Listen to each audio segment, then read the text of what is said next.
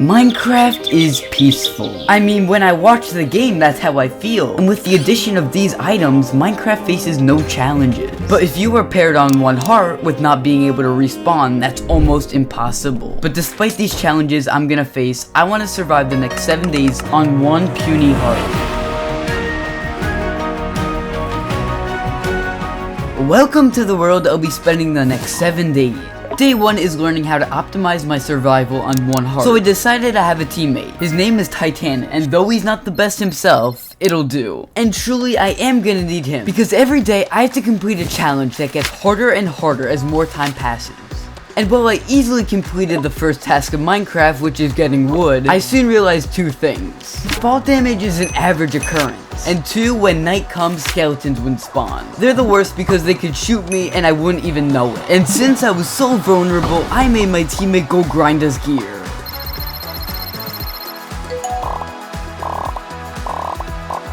Okay, finally. From the mines. I can't take the helmet off. Let's go. Now that I have some armor that can protect me from various things, I can continue. My plan? Well, to venture with my sheep friend Titanic. We want to find a village where we can set up home and start to grind some essential items. Remember, every day I have to complete a goal. But I still do need a village to get villagers which sell essential items. And look at that. Finally. Yeah. Let's go. Glory. Nice. Well, if we want to get a good source of getting emeralds, we should probably find a good way. So I was thinking maybe we could farm some spruce trees. So I brought up the fact that we can have spruce trees, which we can break and make into sticks and trade for emeralds. I know this sounds a little silly, but I could fall off a spruce tree and literally die. We need a source of getting emeralds that's easy and safe to do, because putting myself at risk will end the challenge. So I made a pit where villagers would be, and I want to make a sugarcane farm where we can craft paper and sell to librarian. And later I find a method that gave me 3 stacks of emerald blocks that not many people know about, and I'll show that later.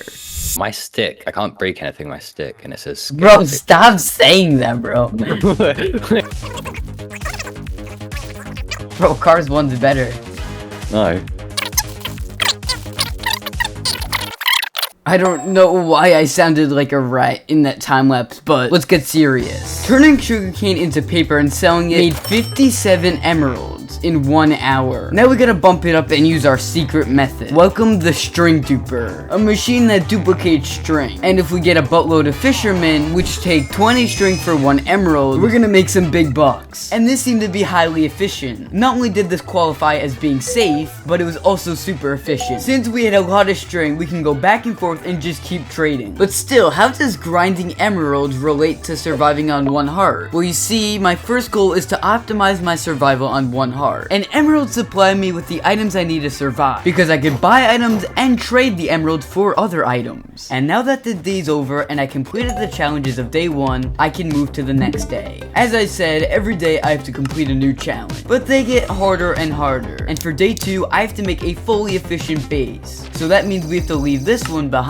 Making a base may not sound difficult, but if I want to complete the other goals on one heart, I'm gonna need an efficient base to grind good items. Making a new base would require resources, so we scavenge our old base for necessary resources. And after traveling away and finding a place to make a base, it felt peaceful and safe. I didn't have to worry about pesky mobs or danger, but that feeling erased when my teammate Titanic logged off. He's been here the whole challenge, helping me thrive and survive, but after saying he was gonna go eat dinner, I felt paranoid and didn't know what to do without him. One fine evening, Titanus left his setup to go eat dinner, and I remember Titanus told Pixel it would only take 15 minutes. But now it's been 6 months, and Titanus still hasn't come back. It's been 6 months putting this challenge on hold, waiting for him to log in. Wait, what? Bro, it's only been 10 minutes. Stop being over dramatic, Pixel. Okay, maybe I made that all up, but building a base is boring, and that was a banger story. And now that we completed the challenge of day 2, we can move on to day 3. And seriously, the challenges really scale up from here. And for day 3, I have to listen to my teammate Titanic for a full day. And since he's my teammate, he should make it easy for me. Right? Okay, so for your first challenge, I'm gonna challenge you to get your armor fully trimmed, because at the moment, it probably looks quite bad. Okay, not that bad. Let's see the next one. So for your second challenge, I'm gonna challenge you to get a netherite ingot, which means you're gonna have to go to the nether. Okay, what the heck? You know what? Let's take one at a time. My plan to complete challenge 1 is to loot pirate ships, since they have the coast trim, and it's one of the easier ones to get. So I looted some pirate ships, occasionally getting 1 or 2. And boom, we have a full set of armor trimmed. That looks kinda terrible. He never said what trim I had to use, so whatever. Next challenge. That challenge was pretty easy, but for Titanish's final challenge, I have to get a netherite ingot. And while that might sound easy, I've never went to the nether. Probably because it has some pretty dangerous stuff. So my plan to get this is trading piglins for the fire resistant potion, since I'll be mining for ancient debris. And this could happen. So I made a speedrunner portal and entered the nether, immediately mining gold to trade with piglins for the necessary potions. Shove them in here. I just need some fire res potions. Is that fire res? Fire res for 3 minutes. Okay, that's good. We'll splash it right before we go mining. Alright, he's all out. Let's go to the surface now and mine for some ancient debris. Okay, 1 piece of ancient debris. We need 4 pieces of ancient debris to craft 1 ingot, and we already have 1. And this fire res is helping so much. Ancient debris. Okay, this is gonna be way harder than I thought. I think that 1 piece was just a little lucky on my part. Okay, another piece. Another piece. We need 1 more piece of ancient debris. Oh, okay, the last piece. And do not touch my feet. Pretty easy because of the fire res potion, but the challenges get way harder from here, to the point where I actually don't know if I can survive. And after I smelted the ancient debris, we got our ingot and finished Titanish's challenges. It's day 4, and we are almost done. Over the past 4 days, there hasn't been any close calls yet, but after this, there might. For day 4, I have to explore an ancient city and get an enchanted golden apple. While the item itself is very rare, I'm more worried about the warden, who can kill players in full hearts and enchanted diamond armor. And I'm only on 1 heart. So my plan of action is actually preparing. And I don't want to be that generic YouTuber explaining the stuff everyone knows already, but the warden spawns on a sound system. And by using wool to cover and walk, I can prevent the warden from spawning and escape freely. So first I crafted wool from a string duper, which was made at day 2 when we had to make a fully functioning base. Secondly, I used the seed of the world and input into a website to locate every ancient city in the world, and I made it to 1. Okay, using the application chunk base, it says it's just below me, but it's definitely not gonna be just right here. We have to dig down to deep slate level. Never dig straight down. Okay, we're at deep slate level, so let's just be a little more cautious. Where is the agent? Oh, that kind of helps. The blue fire. Dude, I already see so many shriekers. We have to utilize this wool really well. Oh, there's an open chest right there. No shriekers near it. Okay. Dude, already a god apple? We might as well go for another one, because if I have any more challenges like this, they're gonna be really useful. Though I completed the challenges of day 4, I still wanted to keep going getting enchanted golden apples and loot, since it would serve a great purpose later for other challenges. And we found an armor trim too. Nothing good, but let's open the chest and ooh, we got a silence trim. That is so rare. Oh, that is not good. Let's just take this other side disc and dip. Today is day 5. It's been amazing so far for this journey, so please subscribe. This is my first video ever, so if you want more stories, hit subscribe. On day 4, we collected some loot from ancient cities, but now it's time to use it. Today's day is a big one. We have to go to an end city and collect an elytra. Here's the issue. If a shulker hits me and I fall, I'm dead. But if I can successfully reach a loot and get an elytra, I will be set for the next 2 days. And I'm with my friend Foxy Loot.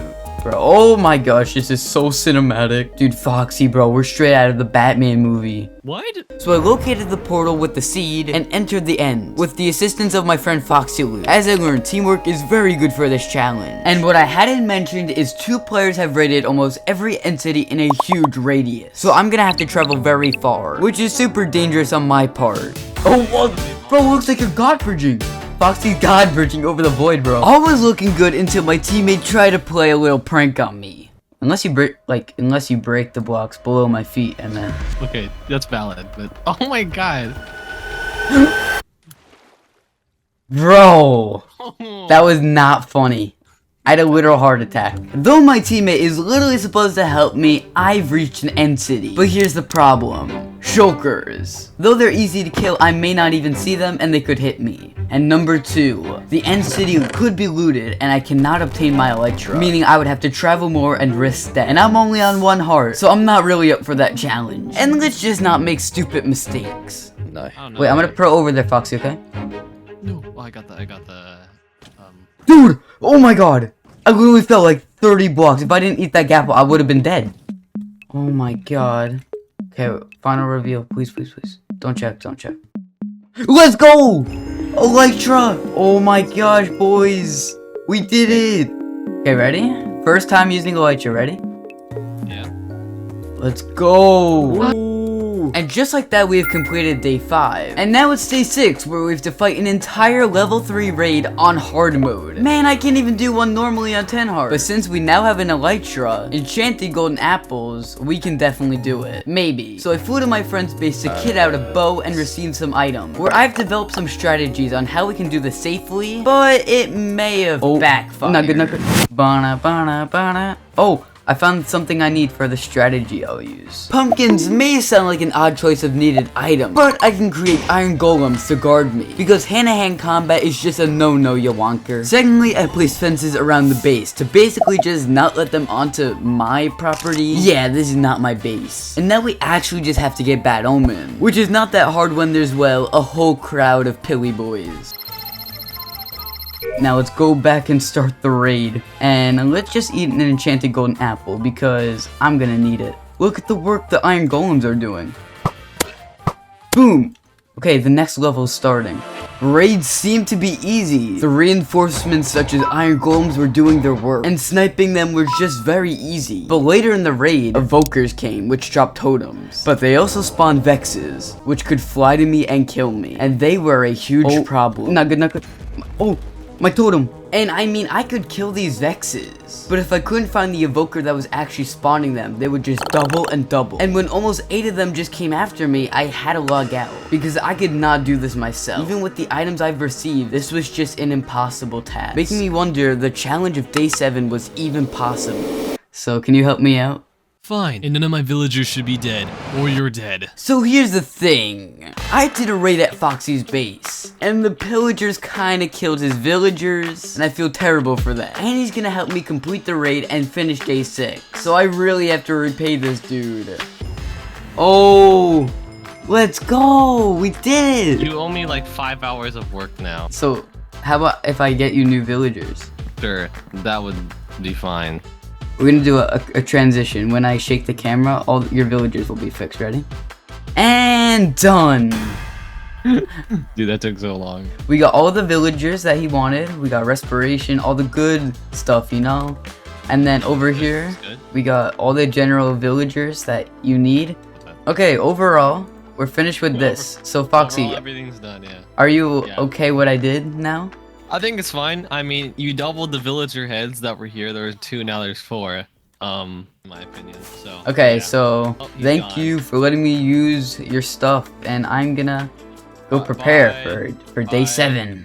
And preparing we would have to do. Today's day 7. The final day. But today's not gonna be very easy because we have to fight a wither. Withers are one of the 4 bosses in Minecraft, and let's just say it won't be too easy to defeat on 1 heart. So I need some items to prepare, such as good armor, good healing, and most importantly potions. I did some research and it turns out there's a potion that gives resistance 4 called the Turtle Master potion, but I would need a turtle helmet for it. So I flew around the world to find some turtles and made a quick scoop farm. And now we have all of our scoop. Next I used my netherite ingot that I got on day 3 and applied it to my chest plate. And since I literally just did Foxy Eludes villagers, I'm just gonna use them, getting the best enchants for my armor. And now that I prepared every item I need to get the actual wither. So I found a fortress in the nether and started to collect skulls, but still keeping in mind I'm on 1 heart, being very careful. I also brewed fire res potions to avoid blazes shots, and did some questionable things, such as trapping skeletons in boats?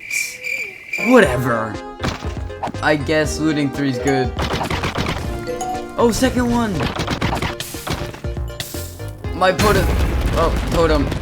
Oh, at least we got the head. And now that we have all the materials to craft the wither and the items necessary to fight it, we dug down and ready to fight the wither. And let's place this, put that here, and oh my gosh, this is surreal.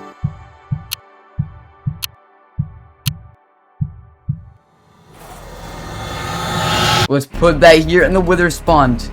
Regeneration potion, turtle master potion, and don't explode. Enchanted golden apple. There the wither is. Oh my gosh, we're flaming it. Okay, let's fight it. Okay. Let's. Oh my gosh. With all the good items, we're tanking it. Oh, I can't shoot it. Oh, it's doing some damage now. And. What?